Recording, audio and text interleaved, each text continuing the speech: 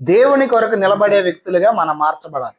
సహజంగా ప్రతి ఒక్క భక్తులకి మందిరానికి వచ్చే వాళ్ళందరూ కూడా ఉండే ఒక ఫీలింగ్ ఏంటంటే, నాకు దేవుడు ఉన్నాడు, ఇప్పుడు దేవుడు నాతో ఉంటాడు, నా కష్టాల్లో దేవుడు నాతో ఉంటాడు. ఏదైనా పని చేసుకున్నప్పుడు ప్రార్థన చేస్తాం ఏమని, ప్రభా నువ్వు నాతో ఉండు, నా పక్షముగా రా. ఏదన్నా న్యాయం తీర్చమని అడిగినప్పుడు కూడా దేవుణ్ణి నా పక్షముగా ఉండు అని అడుగుతాం. అది కరెక్టే. దేవుడు మన పక్షంగా లేకపోతే మనం ఏం చేయలేం. మోషే కూడా దేవుణ్ణి అడుగుతాడు, నువ్వు నాతో రా, నీ సన్నిధి నాతో రానివ్వు, నువ్వు నాతో రాకపోతే, నీ సన్నిధి నాతో రాకపోతే నేనేమి చేయలేనని అడుగుతాడు. ప్రతి భక్తుడు కూడా అడగాలి దేవుణ్ణి ప్రతిరోజు, అయ్యా నువ్వు నాతో రా, నాతో జరిగించాలి. అయితే ఇక్కడ గుర్తుపెట్టుకోవాల్సిన విషయం ఏంటంటే, దేవుడు మనతో ఎప్పుడూ ఉంటాడు, కానీ మనము కూడా దేవుని కొరకు నిలబడే వ్యక్తులుగా మారాలి. ఇశ్రాయేలు ప్రజల్లో దేవుడు ఉన్నాడా లేడా? ఉన్నాడు. కాబట్టే మొదట ఆది నుంచి ఆయనే ప్రజలను పరిపాలన చేశాడు. ఇశ్రాయేలు ప్రజలను ఐగుప్తు దేశం నుంచి విడిపించి గొప్ప గొప్ప యుద్ధాలు దేవుని తోడుతో వారు గెలిచారు. తర్వాత రాజు అనేవాడే లేకుండా పరిపాలన జరుగుతూ వచ్చింది సమూయేలు కాలం వరకు కూడా. సమూయేలు కాలం తర్వాత ప్రజలు అడిగారు ఏమనంటే, నాకు అన్ని జనుల్లాగా రాజులు కావాలని ఇశ్రాయేలు అడిగితే, దేవుడు అంటాడు ఇశ్రాయేలుతో, సమూయేలు వాళ్ళు నిన్ను కాదు వదిలేసింది, నన్నే వదిలేశారు, నీ పరిపాలనగా తోసేసింది నా పరిపాలన తోసేశారని దేవుడు సమూయేలుతో చెప్తాడు. అయితే ఎందుకు ఈ విషయాలను చెప్తానంటే, ప్రజలు అప్పటి వరకు దేవుడి పరిపాలన కింద ఉండి రాజు పరిపాలన కిందకు వచ్చారు. అయినప్పటికీ కూడా దేవుడు వారిని చూస్తూనే ఉన్నాడు. దేవుడి పరిపాలన వారు తోసేశారు. అయితే ఇప్పుడు దేవుడి పరిపాలన తోసేసినా సరే దేవుని కనికరం వారి మీదకు ఉంది. దేవుడి కనికరం వారి మీదకు ఉన్నప్పుడు ఒకానొక వ్యక్తి దేవుని చేత ఎన్నుకొనబడి అభిషేకించబడ్డాడు. ఆ వ్యక్తే సౌలు. సౌలు అభిషేకించబడి దేవుని చేత ఎన్నుకొనబడినప్పటికీ కూడా కొన్ని పరిస్థితుల్లో యుద్ధాన్ని చేశాడు. ఒక పరిస్థితిలో మాత్రం ఏం చేశాడు తెలుసా? యుద్ధం చేయలేకపోయాడు. ఏ పరిస్థితుల్లో యుద్ధం చేయలేకపోయాడు? కొన్నాళ్ళు భయపడి దాక్కున్నాడు.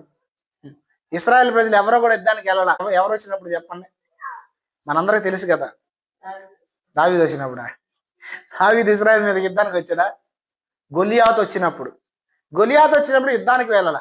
ఇశ్రాయేల్ ప్రజలందరినీ దూషిస్తున్నాడు, ఇశ్రాయేల్ దేవుని దూషిస్తున్నారు.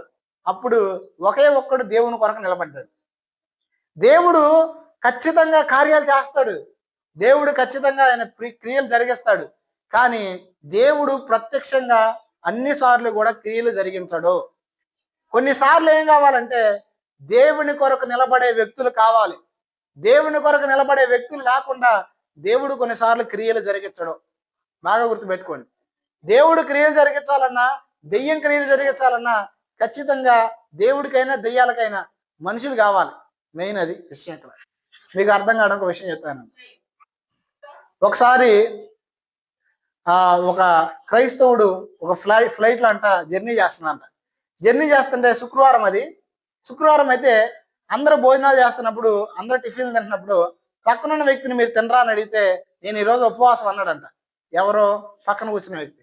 అప్పుడు అన్నాడంట, మీరు యేసుప్రభు నమ్ముకున్నారా, మీరు చర్చికి వెళ్తారా, ఉపవాసం ఉన్నారా అంటారంటే, నేను చర్చికి వెళ్తాను కానీ యేసుప్రభు చర్చికి కాదు, సాటాన్ చర్చికి వెళ్తాను అన్నాడంట. అంటే సైతాన్ గాడికి కూడా ఒక మందిరం ఉంది, హైదరాబాద్లో ఉంది, చాలా ప్రదేశాల్లో అపవాది మందిరం ఉంది. ఎందుకు ఉందో చెప్పనా? వాళ్ళు ఏం చేస్తారు చెప్పనా?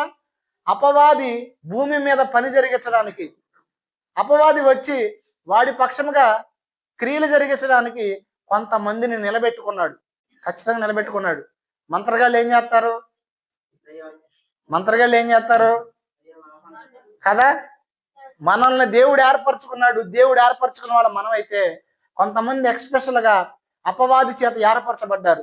ఎంతమంది అయితే అపవాదికి ఎక్కువ ప్రభావితం అయ్యి వాడిని ఎక్కువ ఆరాధన చేస్తారో వాడి ప్రభావం అధికమవుతుంది.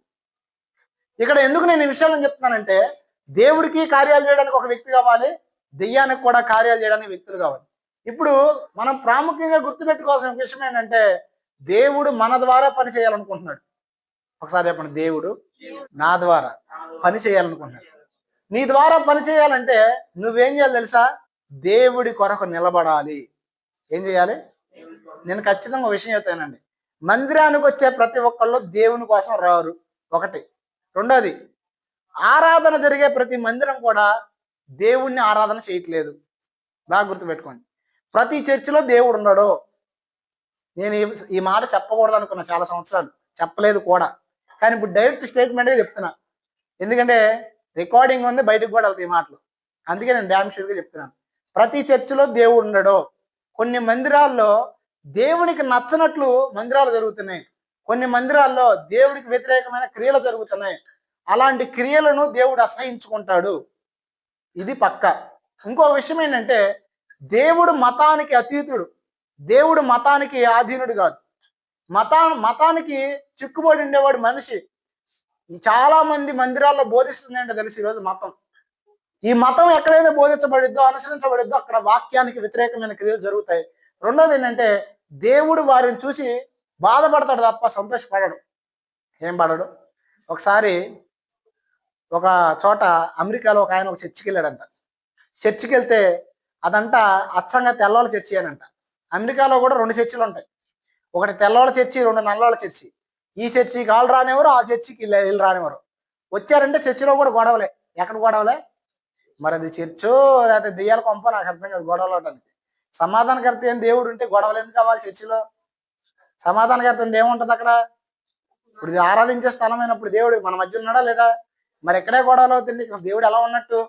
ఇప్పుడు అక్కడ గొడవలు అయితే అట్లా ఒక వ్యక్తి వెళ్తే తెలియక ఆ వ్యక్తిని తోసేశారంట మందిరంలో నుంచి. తోసేస్తే బాధపడుతూ ఒక బీచ్ కాడ కూర్చుని ఏడుతున్నాడంట. ఏడుస్తానని మందిరంలో తోసేశారని ఏడుస్తుంటే ఆ వ్యక్తికి దేవుడు ప్రత్యక్షమై చెప్తున్నాడంట, నిన్ను దోసేసింది ఇప్పుడే, నన్ను దోసేసి చాలా సంవత్సరాలు అయిందన్నాడంట. చాలా మందిరాలు జరుగుతున్నాయి, చాలా దేవుని పేరట జరుగుతున్నాయి. కానీ గుర్తుపెట్టుకోవాల్సిన విషయం ఏంటంటే, అన్ని దేవునికి సంబంధించినవి కాదు. ఈ మాట నేను కాదు, స్వయంగా యేసు ప్రభువు వారు చెప్తున్నారు. ఒకసారి చూడండి, మత్తయి సువార్త 15వ అధ్యాయము 2 నుంచి 11 వచనాలు స్టడీ చేసుకుందాం.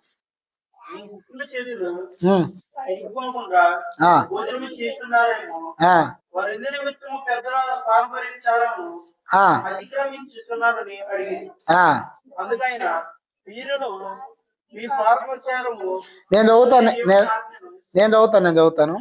నీ శిష్యుల చేతులు కడుక్కొనకుండా భోజనం చేయుచున్నారే, వారు ఎందు నిమిత్తం పెద్దల పారంపర్యాచారం అతిక్రమించున్నారని అడిగిరి. అందుకైనా మీరును మీ పారంపర్యాచారముల నిమిత్తమై దేవుని ఆజ్ఞను ఎందుకు అతిక్రమించున్నారు?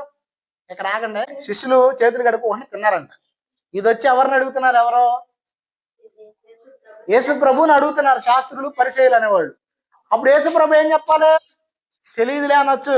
కానీ ఇక్కడ ఏమంటున్నాడంటే, మీరు మీ పితృపరంపైన ఆచారాలను పట్టుకుని దేవుని ఆజ్ఞలను ఎందుకు అతిక్రమిస్తున్నారు?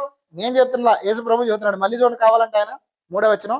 అందుకైనా మీరును మీ పారంపర్యాచారముల నిమిత్తమై దేవుని ఆజ్ఞను ఎందుకు, అది అంటే ఇప్పుడు ఇక్కడ జరుగుతుంది ఏంటి? దైవభక్తి అనే భ్రమ. ఇక్కడ జరుగుతుంది ఏంటి?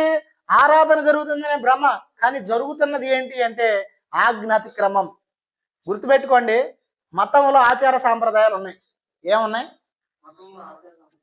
ఉన్నాయి. అవి దేవునికి వ్యతిరేకం.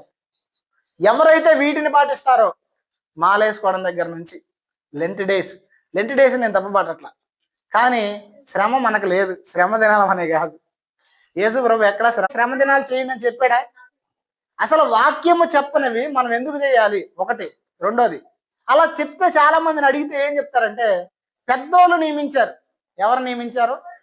ఎవడ పెద్దోడు, ఎవడికి పెద్దోడు? వాక్యం మనకు చెప్పినట్టు మనం చెయ్యాలి తప్ప ఎవడో నియమించింది మనం చేయడం ఏంటి? ఎవడో కాదు, సారీ, ఎవరు.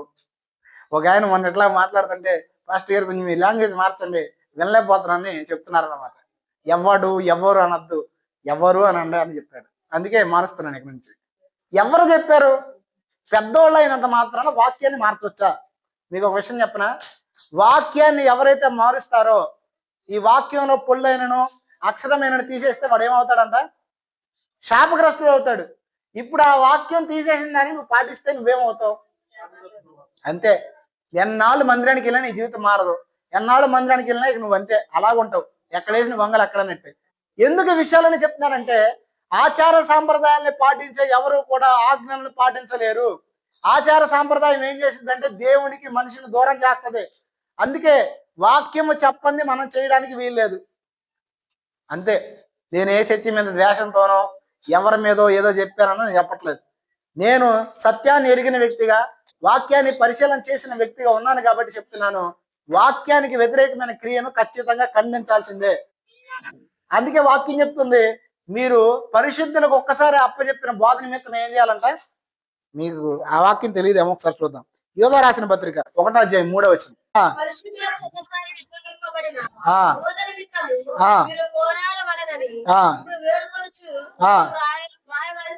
చాలు.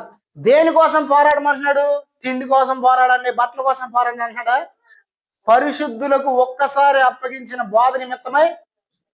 చాలా మంది ఈరోజు బోధ కోసం పోరాడు లేడు. ఎందుకంటే ఇంకో విషయం చెప్పనా, నేను కనుక ఒకవేళ ఇలాంటి విషయాలు చెప్పాను అనుకో, చాలా మందిలో ఉన్న ఆలోచన ఏంటి తెలుసా? మనకి ఎందుకు పాస్టర్ గారు, మనం ఏదో మన చర్చి గురించి చూసుకోక, మనదేదో మనం చెప్పుకోక, అది చేయకూడదు ఇది చేయకూడదని. ఇప్పుడు నేను మాట్లాడితే సమాధానం చెప్పండి. మీ పక్కనే ఉండి మీరు కనుక ఏ వ్యక్తికైనా సరే ఇది మంచిది అని తెలిసినా మీరు చెప్పలేదు అనుకోండి, ఇది వాక్యానికి వ్యతిరేకమైందని కూడా మీరు ఖండించలేదు అనుకోండి, జరిగే విషయం ఏంటంటే రేపు ఆ వ్యక్తి నరకానికి పోతే నువ్వు కూడా తీర్పులోనికి వస్తావు.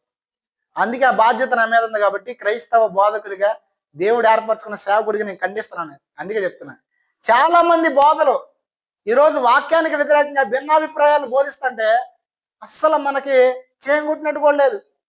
కొంతమంది టెస్ట్ మోనీలు చెప్తున్నారు ఈ మధ్యన. మరి ఇన్నో వాళ్ళకైనా బుర్ర ఉండట్లేదా, క్రైస్తవులకైనా పిచ్చెప్తుందో నాకు అర్థం కావట్లేదు. ఒక ఆవిడ అంటుంది వైఫై కోసం సాక్ష్యం చెబుతుంది. ఇట్లాంటి వాళ్ళు మరి చర్చిలో అసలు మరి నాకు అర్థం కావట్లేదు. అసలు ఏ క్రియేషన్ కాదు, అది మామూలు తీసిందే. మరి ఇట్లాంటి వాళ్ళని చర్చిలో ఎందుకు ఖండించట్లేదు? పోనీ చర్చిలో చెప్పారనుకో, నన్ను సోషల్ మీడియాలో ఎందుకు పెడతారంటే మనకెందుకు? మనదేదో మనం ఇలా ఉండేవాడి భక్తి అసలైన భక్తి కాదు. ఇలా ఉండేవాడిని దేవుడు ఖచ్చితంగా ఓ రోజు లెక్క అడుగుతాడు.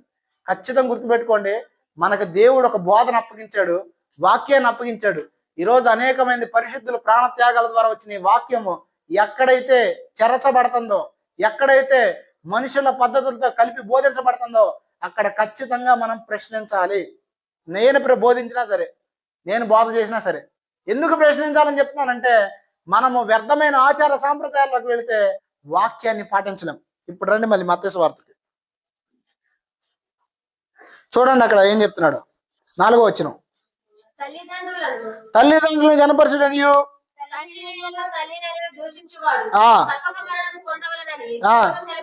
ఆగండి.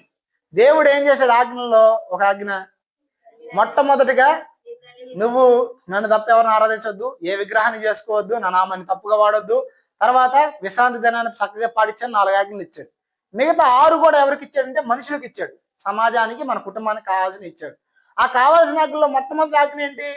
నువ్వు భూమి మీద దీర్ఘాయుష్మంతుడు ఉన్నట్టు నీ తల్లిని నీ తండ్రిని ఏం చేయాలంట? ఇప్పుడు వీళ్ళు ఏం చేస్తున్నారు తెలుసా?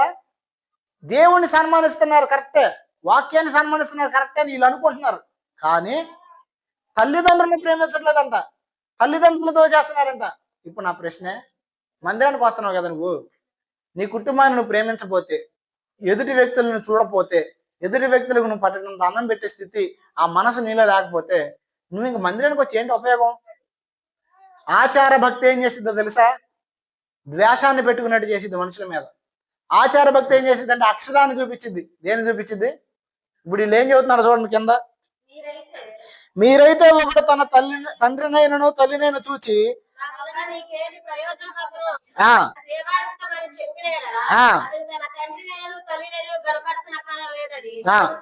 ఆగండి. వీళ్ళు ఏం చెబుతున్నారంట? మేము సేవ చేస్తున్నాం దేవుడికి, మీతో మాకు పని లేదు, మాతో మీకు. చాలా మంది గుర్తుపెట్టుకోవాల్సిన విషయం ఏంటంటే, మీరు ఎంత సేవ చేసినా, మీకెంత దేవుడి మీద ప్రేమ ఉన్నా, మీకెంత మందిరం మీద ప్రేమ ఉన్నా, మీకు కుటుంబాన్ని అప్పగించింది దేవుడే కాబట్టి దేవుడు అప్పగించిన బాధ్యతను కూడా నెరవేర్చండి.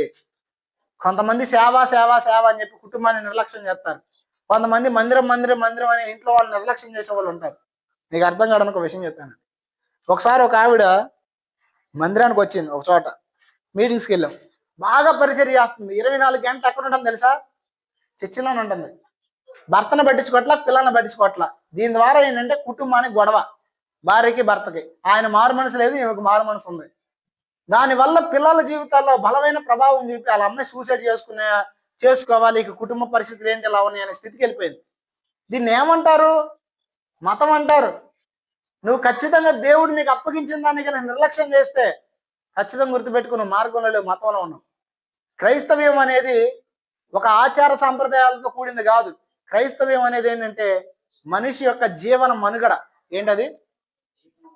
మన జీవిత విధానం ఎలా ఉండాలి, మన జీవిత విధానాన్ని డిజైన్ చేసేదే క్రైస్తవ్యం అంటే. అంతే తప్ప ఏదో ఆదివారం వచ్చి ప్రియులారా అని 4 ముక్కలు వినేసి వెళ్ళిపోయేది కాదు. మన జీవితం ఎలా ఉండాలని డిజైన్ చేసేదే మన బైబిల్. హల్లెలూయా. తర్వాత చూడండి ఏం చెప్తున్నాడో.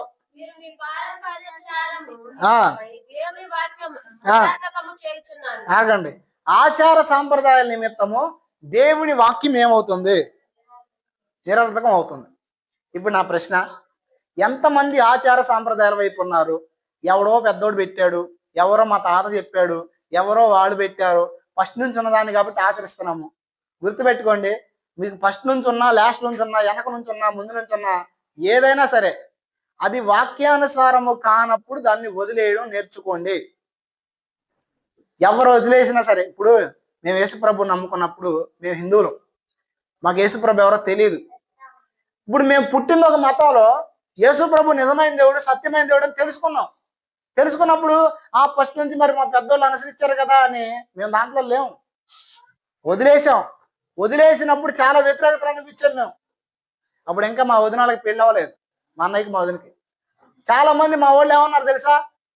మీరు యేసుప్రభు నమ్ముకుంటే మీ ఇళ్ళకి రాం, యేసుప్రభు నమ్ముకుంటే మిమ్మల్ని వెలేస్తాం అన్నట్టు మాట్లాడారు.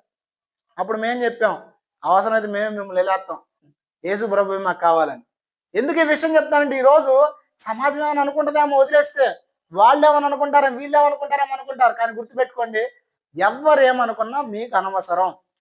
ఇది వాక్యానికి వ్యతిరేకం అనుకుంటే దాన్ని వదిలేయడం నేర్చుకోండి. అప్పుడే మీరేమంటారు తెలుసా? దేవునికి ఇష్టలేని వారిగా మార్చబడతారు, దేవుని పక్షంగా నిలబడతారు. అర్థమవుతుందా? ఒకవేళ నాలో వ్యతిరేకమైనది దేవునికి ఉన్నా మీరు మాట్లాడచ్చు ధైర్యంగా. పాస్టర్ గారు కదా, దేవుడు ఏమన్నా అంటాడేమో, దేవుడు నేర్చుకోమంటున్నాడు నేను నాతో సహా. వాక్యానికి ఒకవేళ నాలో ఏదైనా వ్యతిరేకంగా ఉంది అనిపించింది అనుకో, మీరు బైబిల్ చదువుతారు కదా, నిస్సందేహంగా నన్ను ప్రశ్నించడానికి మీకు అర్హత ఉంది. కానీ మీరు వాక్యానికి వ్యతిరేకంగా చేసే క్రియల వైపు కానీ, చేసే ఆచార సాంప్రదాయాల వైపు కానీ వెళ్ళొద్దు. ఎందుకు వెళ్ళొద్దు అంటే, అది మతం మనిషిని పరలోకం తీసుకెళ్ళదు. అర్థమైందా? చూడండి, అక్కడ 9వ వచనంలో ఒక మాట చెప్తున్నారు చూడండి. 8 ఓకే, చదవండి. ఆగండి. ఆచార సాంప్రదాయాలు ఉన్న చోట ఆరాధన ఉండిద్దా ఉండదా? ఉంటది. ఇక్కడ చూడండి, అదే అంటున్నాడు, ఈ ప్రజలు తమ పెదవులతో నన్ను ఏం చేస్తున్నారంట అంటే, ఆరాధన లేని నిజమైన ఆరాధన ఉండదు, అది ఆరాధన నిజంగా ఉండదు. కానీ ఆచార సాంప్రదాయాలు ఎక్కడైతే ఉంటాయో అక్కడ ఏముంటదంటే దేవుని ఆరాధన చేస్తారు, వాక్యం ఉంటది. మన చర్చియే, ఏంటది? మన చర్చియే, కానీ అక్కడ వాక్యం ఉండదు. మన చర్చియే, సాంప్రదాయాలు ఉంటాయి. మన దేవుడిని నమ్ముతారు, కానీ అక్కడ వేరుగా ఉంటది. మొన్న ఒకళ్ళు చెప్తున్నారు ఒక మీటింగ్లో, ఏంటో తెలుసా? మా సహవాసం కనుక దాటి వెళ్తే, మా చర్చి కనుక దాటి వెళ్తే మీరు చచ్చిపోతారు, మా చర్చి దాటి వెళ్ళారంటే మిమ్మల్ని దెయ్యాలు పట్టేసుకుంటాయి అని చెప్తున్నారు ఒక చోట.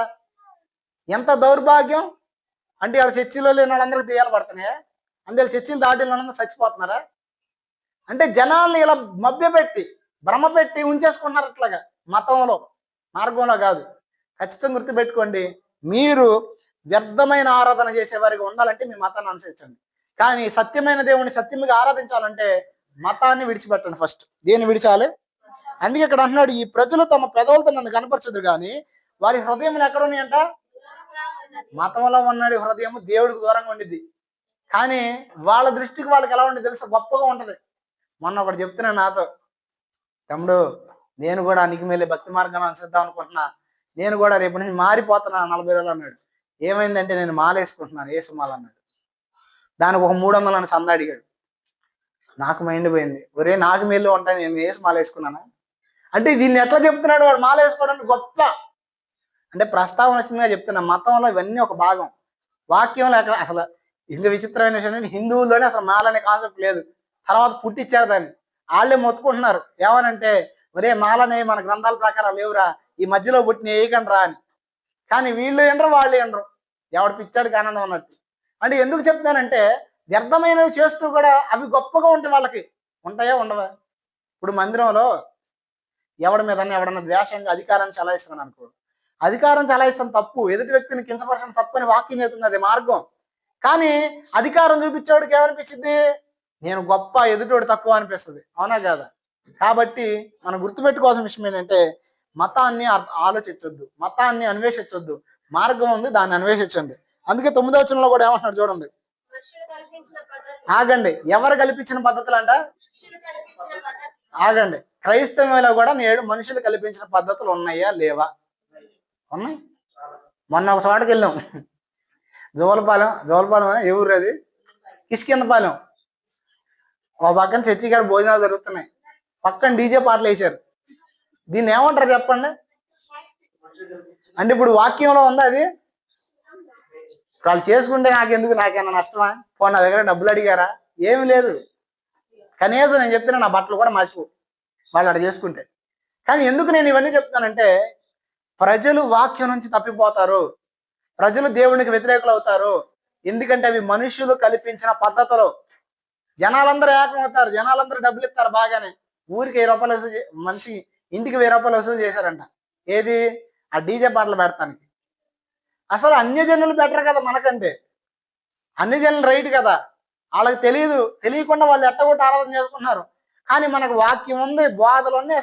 ఏమైపోతుంది వినయాన్ని? సంవత్సరాలు వింటానే ఉన్నాం, మందిరానికి వెళ్తానే ఉన్నాం. ఏది మన మార్పు?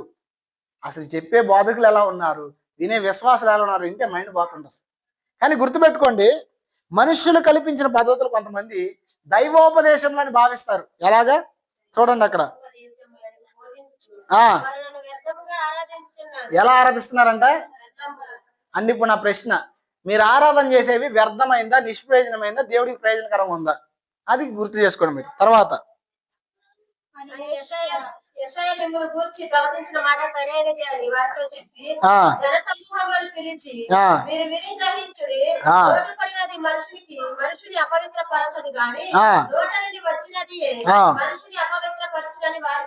చాలు చూడండి, ఇక్కడ స్పష్టంగా చెప్తున్నాడు.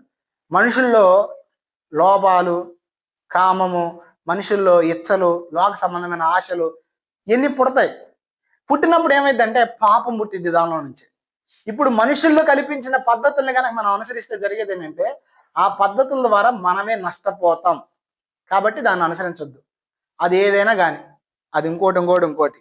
ఇప్పుడు మనం ఏం చేయాలి? ఒకటి, మతం కోసం బతికేవాళ్ళు కొంతమంది ఉంటారు, మనము అలా ఉండకూడదు. రెండవది ఏంటో తెలుసా? మనము దేవుని పక్షముగా నిలబడాలి, సత్యం పక్షంగా నిలబడే వారికి ఉండాలి. మనం చూద్దాం, ఒక వ్యక్తి సత్యం కొరకు నిలబడ్డాడు. 2 వ్యక్తులను చూపిస్తాను మీకు. ఆ వ్యక్తి ఎవరో తెలుసా? పౌలు గారు, మొట్టమొదటి వ్యక్తి. అపోస్తలుల కార్యముల గ్రంథం 21వ అధ్యాయం 13వ వచనం.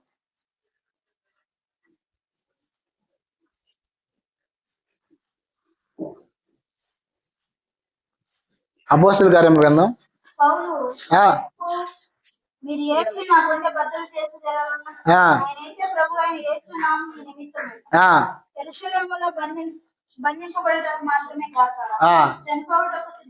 చూడండి, పౌలు గారు దేని నిమిత్తం అంటే ఇక్కడ ఎందుకు చెప్తున్నానంటే, పౌలు గారు ఒక ప్రాంతానికి వెళ్ళినప్పుడు అక్కడ కొంతమంది పరిశుద్ధాత్మ ద్వారా పౌలు చెప్తారు, పౌలు నువ్వు యెరూషలేముకి వెళ్ళొద్దు, యెరూషలేముకి వెళ్తే అక్కడ నువ్వు చచ్చిపోతావు అంటాడు.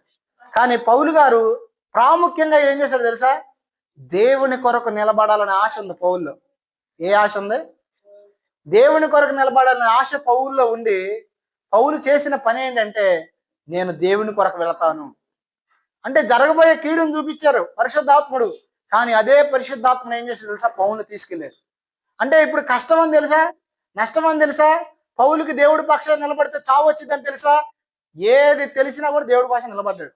ఇప్పుడు నేను వాక్యం చెబుతున్నా కదా, కొంతమంది నన్ను తిట్టుకునే వాళ్ళు ఉండొచ్చు, మీలోనే ఉండొచ్చు, బయట వాళ్ళు కాదు. ఎప్పుడు ఇట్లా చెబుతాలే అని. అయినా సరే గుర్తుపెట్టుకోండి, దేవుని కోసం నిలబడాలంతే. ఎవరి కోసం? ఇప్పుడు నా ప్రశ్న, దేవుడి కోసం నిలబడే దావీదులాగా మీరు ఉంటారా? లేదంటే దేవుడు తెలిసిన, దేవుడి వాక్యం తెలిసిన, దేవుడి అభిషేకం ఉన్న దాక్కునే సౌలులాగా ఉంటారా? సౌలు ఏమయ్యాడు, దావీదు ఏమయ్యాడు మనకు తెలుసు.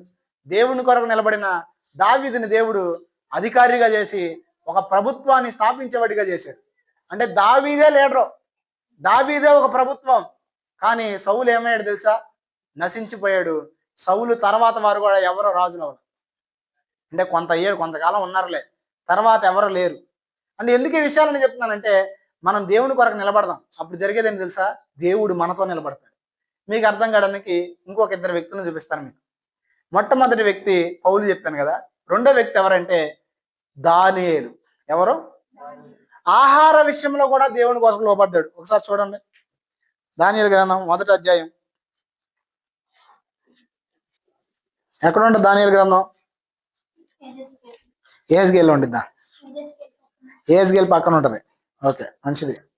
చూడండి దానియేలు గ్రంథం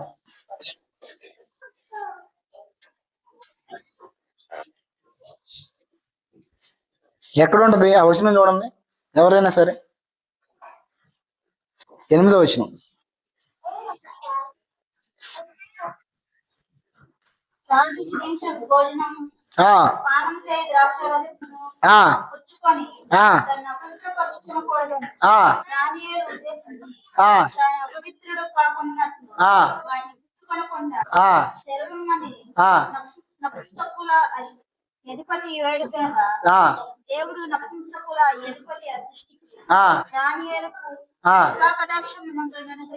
చాలు చూడండి, ఇక్కడ దానియేలు దేవుని ఎరిగిన వ్యక్తి. దానియేలుని ఒక బానిసగా తీసుకొచ్చారు, అవునా కదా? బానిసగా తీసుకొచ్చినప్పుడు బానిస దేశంలో ఉన్నాం కదా, మనకు దేవుడు ఏం చేశాడు? దేవుడు నాకు మేలు చేయలేదు కదా. ఒకవేళ దేవుడు అనేవాడు ఉంటే నన్ను అక్కడే ఉంచాలి కానీ ఇక్కడ తీసుకొచ్చింది, ఇలాంటి ఆలోచన చేయలే. దేవుడు ఉన్నాడు, కష్టమైన నష్టమైన నాకు దేవుడే, శ్రమ వచ్చినా నాకు దేవుడే, నింద వచ్చినా దేవుడే, అవమానం వచ్చినా దేవుడే అని దానియేలు దేవుడి పక్షాన్ని నిలబడ్డాడు. మనోళ్ళు ఎట్టండి వాళ్ళు చెప్పనా, మేలు జరిగితేనేమో దేవుడి దగ్గర పెట్టాడు, కొద్దిగా బాధ అనిపిస్తున్నారు అనుకో, ఏటన్నా వెళ్దామా, ఆడ మంచి చేయి చూసి చెప్పేవాడు ఉన్నాడంట, మొఖం చూసి అసలు నేను ఏమనాలో కూడా నాకు అర్థం కావట్లే. ఇంకెందుకు చర్చి మానే శుభ్రంగా 4 ఫొటోస్ పెట్టుకుని పూజ చేసుకోవచ్చు కదా. మన వాళ్ళకి ఇది కావాలా అది కావాలా, కానీ దానియేలు అలా లేడు. దానియేలు జీవితంలో కష్టం ఈడ్చుకెళ్ళారా బానిసలుగా, సొంత ప్రదేశం నుంచి పోయాడు, తల్లిదండ్రుల నుంచి దూరం అయ్యాడు, తన సమాజం నుంచి దూరం అయ్యాడు, తన దేశాన్నే విడిచిపెట్టి వెళ్ళిపోయాడు. అయినా సరే దేవుడు అనేవాడు అంటే ఎందుకు ఇలా జరగాలి, ఎందుకు నాకు ఈ నష్టం జరిగిందనే ప్రశ్న రాలా ఎవరిలో? దావీదులో. రాకపోగా ఆ ప్రాంతానికి తీసుకొచ్చినప్పటికీ శ్రేష్టమైన భోజనాలు పెట్టారు. రాజు తినే భోజనం అంటే సాధారణమైన భోజనం కాదు. అయినా సరే రాజు తినే భోజనం దేవతలకు దేవుళ్ళకు బలి అర్పించి పెడతారు వీళ్ళ తీసుకొచ్చి. అందుకని భోజన విషయంలో కూడా నాకు ఏమంటకూడదు, అపవిత్రత. ఈరోజు కొంతమంది ఉంటారు అక్కడికి వెళ్ళకూడదని తెలుసు, వెళ్తే ఏమైందంట, ఏదో సరదాగా కాసేపు కూర్చుని వస్తాం, డీజే పాటలు పెడుతున్నారు పెళ్ళిళ్ళు, కొద్దివాళ్ళు డ్యాన్స్ చేస్తారు, ఏమైందంట, వెళ్ళి కాసేపు చూస్తే ఏమైంది? అపవిత్రపరచుకోవడానికి ఇష్టపడాలి స్వభావం కలిగి నువ్వైతే అపవిత్రత పరిచే చోటకు నువ్వు వెళ్ళవు. ఇంకో విషయం చెప్పనా, చాలా మంది ఏమంటారంటే దేవుడి మీద దెయ్యం మీద తోసేసి వీళ్ళు చక్కగా మాట్లాడుతుంటారు. కానీ గుర్తుపెట్టుకోవాల్సిన విషయం చెప్పనా, అపవిత్ర సంబంధమైన కార్యక్రమాలు జరిగే చోటకి కానీ అపవిత్రుల దగ్గరికి కానీ నువ్వు వెళ్తే ఆ ప్రభావం నీ మీద ఏలుబడి చేసిద్ది అంతే. ఎందుకో చెప్పనా, అపవిత్రులకు నువ్వు దూరంగా ఉండాలి. పాపంలో నువ్వు పడకూడదంటే ఏం చేయాలి తెలుసా? పాపం జరిగే ప్లేస్కు దూరంగా ఉండాలి. నేను చెప్పట్లే ఈ మాట, వాక్యమే చెప్తుంది. సొలొమోను సామెతల గ్రంథం 5వ అధ్యాయంలో మాట్లాడుతూ ఏమంటాడంటే, సరే విచిత్రంగా చూస్తున్నారా, ఇంకొకసారి చూడండి ఏమంటాడు. సామెతల గ్రంథం 5వ అధ్యాయం అక్కడ అంటాడు, జారస్త్రీ ఉండు ఛాయల యొద్ద కూడా నువ్వేం చేయకూడదంట.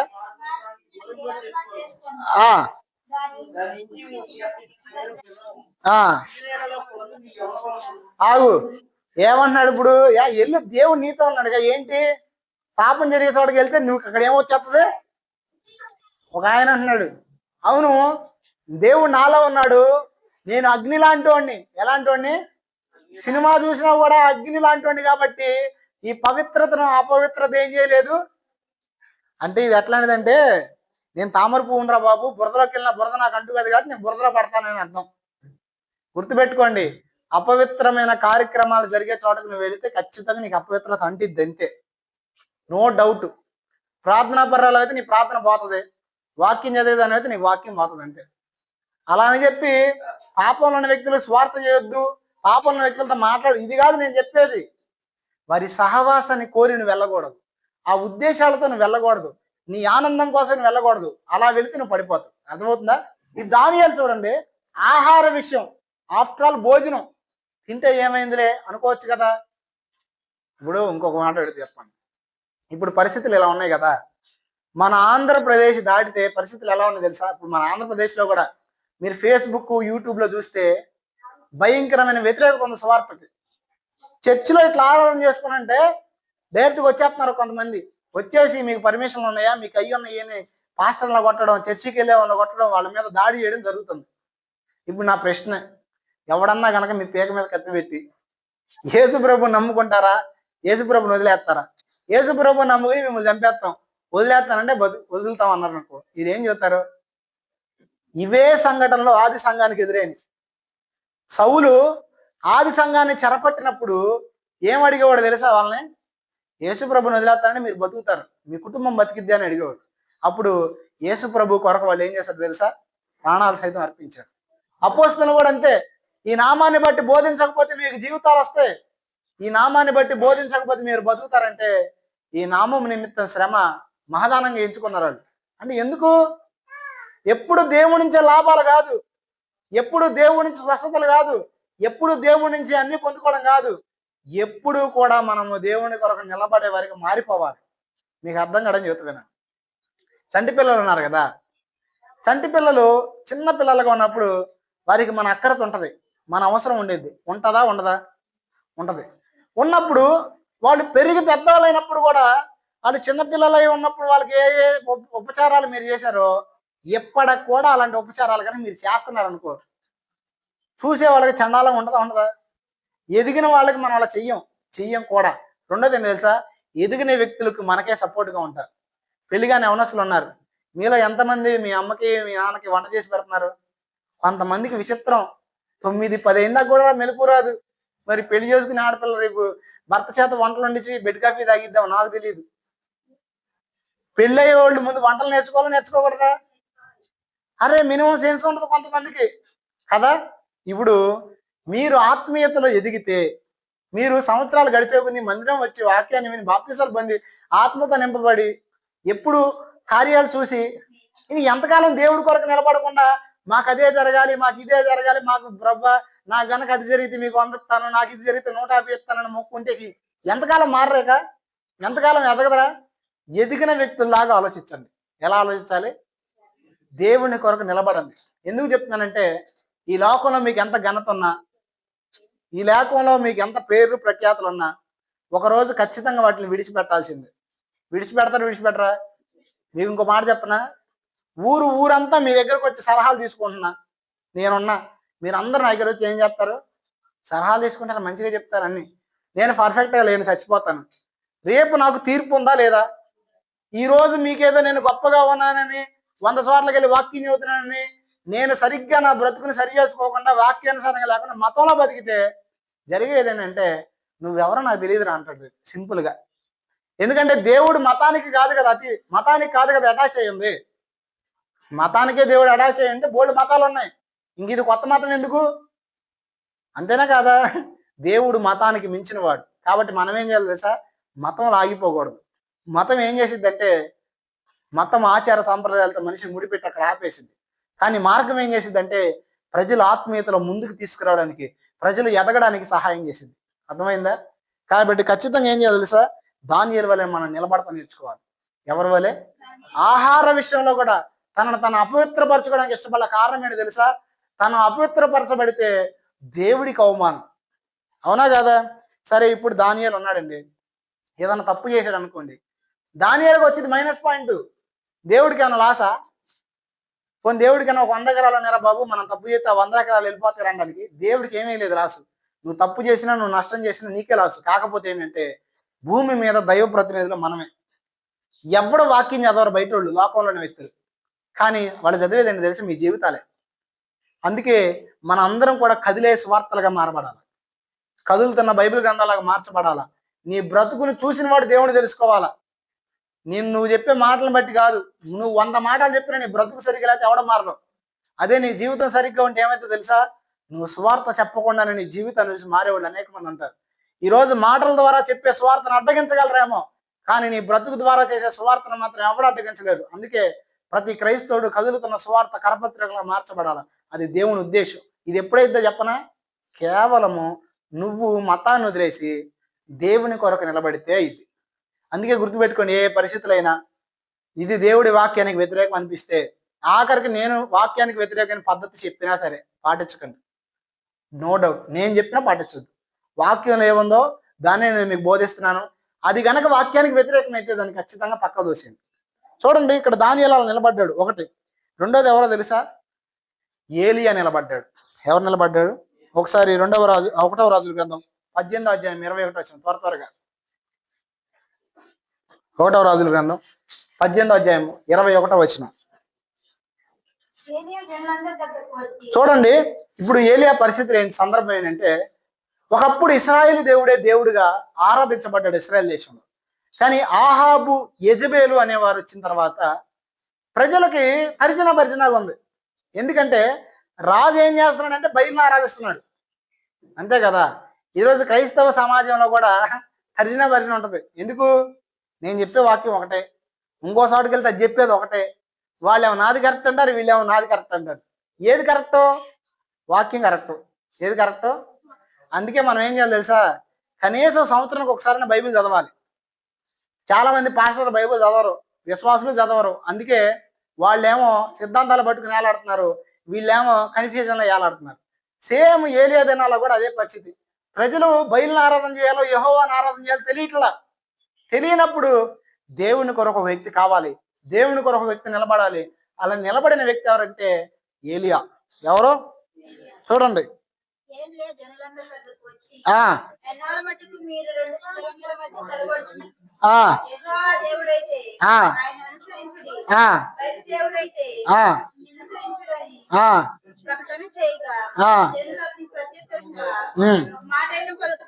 ఆగండి. జనాలు ఏం చేశారని ఒక్క మాట కూడా ఎందుకు పలకలేపారంటే, ఎవరు చెప్పేది అర్థం కావట్లేదు జనాలకి.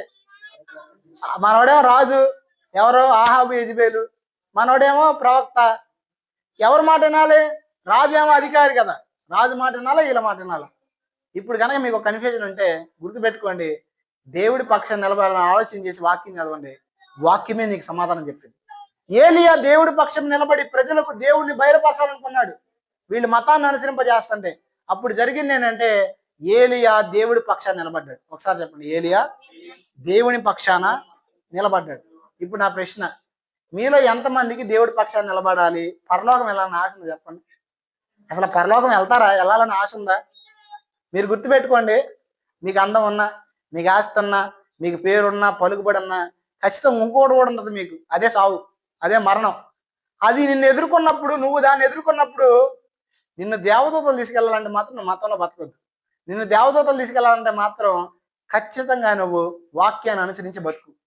ఇంకో విషయం చెప్పిన, చాలా మంది ఏమనుకుంటారంటే, దినాలు ఎప్పుడు ఒకే రకంగా గడిచిపోతాయి అనుకుంటారు.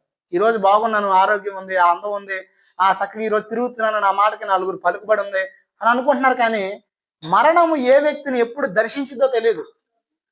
మరణానికి కులం లేదు, మరణానికి మతం లేదు, చిన్న లేదు, పెద్ద లేదు, ఏమీ లేదు. మరణం ఎప్పుడు మనం ఎదుర్కొంటుందో తెలియదు. కాబట్టి మనం చేయాల్సిన పని ఏంటంటే, మరణానికి ముందుగానే ప్రభు వైపు చూడటం, ప్రభు కొరకు నిలబడటం నేర్చుకోవాలి.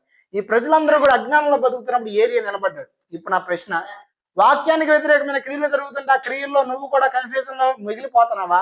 అది వాక్యానికి వ్యతిరేకమైన క్రియ, నేను సత్యాన్ని అనుసరించాలనే ఆలోచనలు ఉండవా? ఎంతమంది ప్రాణత్యాగాలు చేస్తే కానీ ఈరోజు బైబిల్ మన చేతికి రాలేదండి.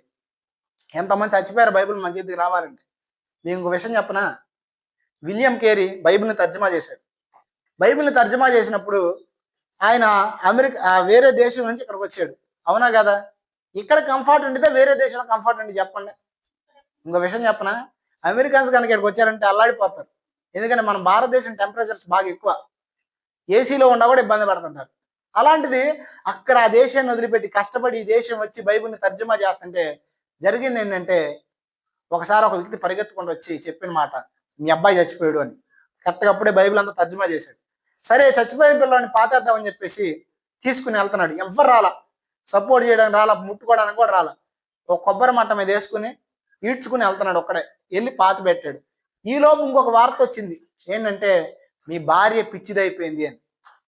ఆ వార్త విన్న తర్వాత ఇంకొక వార్త వచ్చింది, ఇప్పటి వరకు నువ్వు కష్టపడి తర్జుమా చేసినంత తగలబడిపోయింది అని.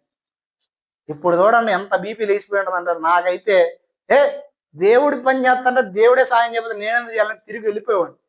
కానీ మరలా తిరిగి తర్జుమా చేయడం ప్రారంభించాడు.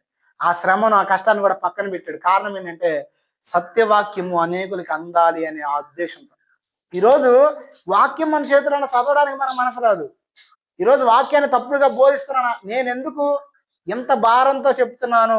సేవకుల మీద నాకు ద్వేషం లేదు, ఏ పాస్టర్ మీద నాకు ద్వేషం లేదు. ఇంకో విషయం ఏంటంటే దేవుడు నాకు చెప్పిన మాట, నువ్వు ఎక్కడికి వెళ్తే అక్కడ నీ దగ్గర ప్రజలను తీసుకొస్తాను. చాలా సందర్భాల్లో చాలా సంవత్సరాల నుంచి నేను ఎందుకు బయటికి వెళ్ళట్లేదు తెలుసా? సంఘాలు పెట్టడానికి బోల్డ్ మంది పిలుస్తున్నారు నన్ను, అయ్యా మా దగ్గరికి వచ్చి ప్రార్థన పెట్టండి, ఒక సంఘంగా ఏర్పాటు అవుతాం, మేము ఇంతమంది ఉంటామని.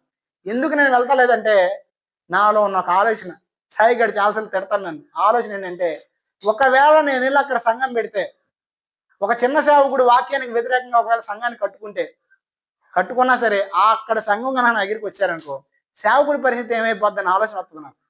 ఇప్పుడు తీసేసాను దాన్ని. ఎందుకంటే సేవకుడి పోషణ, సేవకుడి బతుకు ఈ కాదు, ప్రజలు పరలోకానికి వెళ్ళాలి, అది మెయిన్ టార్గెట్. అందుకే సాయిగడ తిడతా ఉంటాడు ఒక్కోసారి, నువ్వేందా వాళ్ళ గురించి ఆలోచిస్తావు, ప్రజల గురించి ఆలోచించాలి కదా అని. అంటే ఒక సేవకుడి మీద ద్వేషం కలిగో ఏదో నేను గొప్ప నిరూపించుకోవాలని కాదు. వాక్యం ఈరోజు మన దగ్గరికి రావడానికి దేవుడు అనేక మందిని ఉపయోగించుకున్నాడు. వారు ప్రాణాలు సైతం త్యాగం చేశారు. అలాంటి వాక్యం మన దగ్గర ఉన్నప్పుడు చదువుదాం, వాక్యం కొరకు నిలబడదాం, వాక్యము కొరకు వ్యతిరేకంగా మాట్లాడే వారి కొరకు మనం ప్రార్థన చేద్దాం. అలాంటి వారితో అవసరమైతే మనం వాక్యాన్ని చదివి మాట్లాడదాం. అప్పుడు ఏమైతే తెలుసా? దేవుని రాజ్యం కట్టబడిద్ది, అనేకుల జీవితాలు మార్చబడతాయి. ఏలియాలో ఆ ఉద్దేశం వచ్చింది, నిలబడ్డాడు. అప్పుడు ఏం జరిగిందో చూడండి, చదవండి.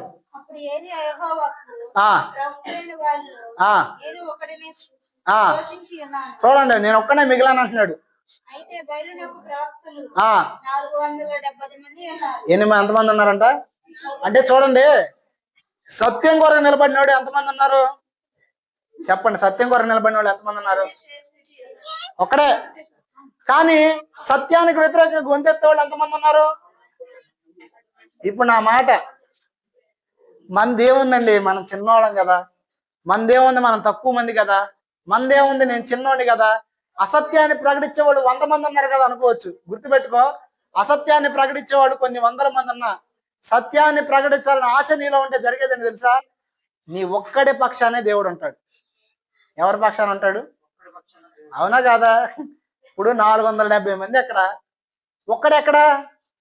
కనీసం వాళ్ళలో ఒక్కడైనా శరీరాన్ని జయించగలుగుతారు కదా. కానీ దేవుడు ఆయనతో ఉన్నాడు. ఒక్కడైనా సరే, ఒక్కడైనా సత్యాన్ని స్థాపించాలనే మైండ్ ఉంది కాబట్టి 400 మంది మీద జయాన్ని ఇచ్చాడు. తర్వాత చూడండి, చాలు మనకు తెలుసు కాబట్టి నేను చెప్పేస్తా క్లుప్తంగా. ఇప్పుడు టెస్ట్ పెడుతున్నాడు, నిజమైన దేవుడు ఎవరు అని. ఆ టెస్ట్ ఏంటంటే, నాకు ఒక దోడనే ఇవ్వండి, నాకు ఒక ఎద్దునే ఇవ్వండి, వాళ్ళకు ఒక ఎద్దునే ఇవ్వండి. ఎద్దునిచ్చి ఏ అగ్ని ముట్టకుండా, అంటే మంట రాజేయకుండా ఆకాశం నుంచి అగ్ని వచ్చి దాన్ని దహించాలి. అలా ఎవరు దహిస్తారో వాళ్ళే నిజమైన దేవుడు. బయలు దహిస్తే బయలు నమ్మండి, యెహోవా దహిస్తే యెహోవాని. వాళ్ళు చేస్తున్నారు 400 మంది చేసి ఏమీ రాలా, కనీసం పొగ్గోడ రాలా. తర్వాత జరిగింది ఏంటంటే, ఏలియా ప్రార్థన చేయడం ప్రారంభించగానే ఆకాశం నుంచి అగ్ని దిగి వచ్చి ఏలియా ఒక అర్పణను దహించింది. అప్పుడు ప్రజలందరూ యెహోవాయే దేవుడు, యెహోవాయే దేవుడు అని గాన ప్రతిగానాలు చేశారు. 400 మంది ఓడిపోయారు. ఎందుకు చెప్తున్నానంటే, నీకు సత్యం పైన ఆసక్తి ఉంటే, నువ్వు వాక్యాన్ని చదివి దేవుని పక్షం నిలబడాలని ఆశ ఉంటే, నీకు సామర్థ్యం ఎవరిస్తారు? దేవుడు ఇస్తాడు. రెండో విషయం తెలుసా? నీ ద్వారా దేవుడు తన కార్యాలు చేస్తాడు. ఇప్పుడు ఏలియా ఒక్కడే అని పారిపోకుండా నిలబడబట్టి ఏం జరిగింది? ఈరోజు ఏలియా గురించి మనం చెప్పుకుంటున్నాం, అవునా కదా? ఏలియా చిన్న ప్రార్థన చేసినప్పుడు ఆకాశం నుంచి అగ్ని కురిచింది. ప్రజలందరి ముందు కురిసిందా, కురవలేదా? అంటే సూచకార్యాలు జరిగినా జరగలేదా?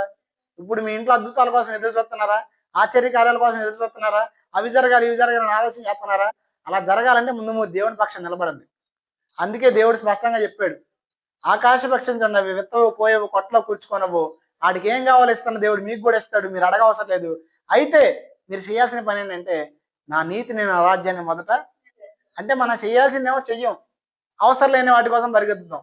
గుర్తుపెట్టుకోండి, మీరు చేయాల్సింది చేయండి, ఆటోమేటిక్గా మీకు అవసరంగా అక్కడగా ఉన్న ప్రతిదీ దేవుడు అద్భుత రీతిగా మీకు ఇచ్చి మిమ్మల్ని పోషిస్తాడు.